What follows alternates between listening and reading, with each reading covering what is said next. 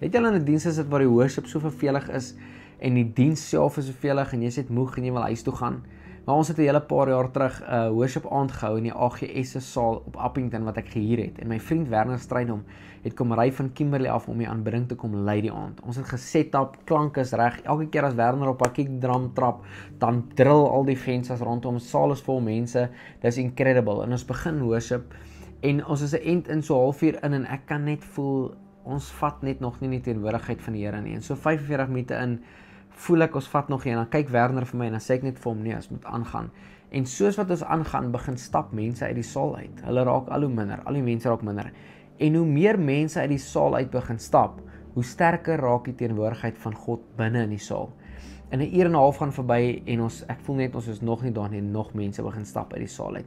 En op 2 ure, nadat seker omtrent, ek sal sê, amper 1/3 tot die helfte van die saal is uit. Dis al wat oorgebly het. Toe kom die teenwoordigheid van God in daai saal in. Slaan vir Werner van sy voete af. Werner lê op sy rug, speel gitaar en huil. Ek's besig om Jesus te encounter daar tussen die stoele. Mense is besig om 'n ontmoeting met Jesus te hê soos nog nooit tevore nie.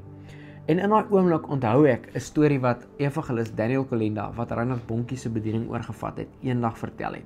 Hy vertel hoe hy in 'n saal vol mense sit en terwyl hy preek, kom die Heilige Gees in daai plek in en almal in daai saal val van hulle stoele af en begin encounter Jesus en van hulle word vry van duiwels, van hulle word genees, maar almal lê op die grond, behalwe 3 pelle wat in die middel regop gestaan het en gekyk het wat nou rondom hulle aangaan. En Daniel het gesê, hy het so gekyk en vir die Here gesê, hoe is dit moontlik dat 'n hele saal vol mense op dieselfde tyd 'n ontmoeting met Jesus het, behalwe 3 ouens? En daai tyd sê die Heilige Gees vir hom, I will show no one a way unless they come full of themselves. En toe ek het onthou, vra ek die Here, maar hoe is dit moontlik dat hoe meer mense uit begin stap uit hierdie saal uit, hoe sterker raak die teenwoordigheid van God binne in die saal? En die Heilige Gees sê vir my, Picard, die wat honger en dors, hulle sal gevul raak.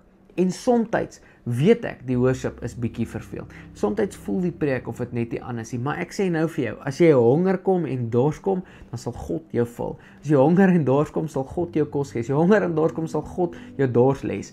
As jy honger en dors kom, gaan sy woord nie leeg wees nie. Hy het gesê, die wat honger en dors, sal gevul raak. Vader, ek dank in die naam van Jesus, dat wanneer ek weer in 'n plek in 'n kamer instap, waar dit vir my voel asof U nie daar is nie, bid ek Here dat U 'n honger in my sal stir om U te ontmoet soos nog nooit tevore nie.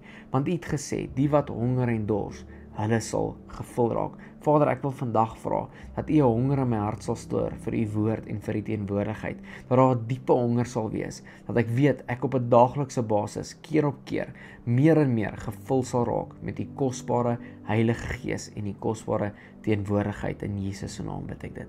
Amen.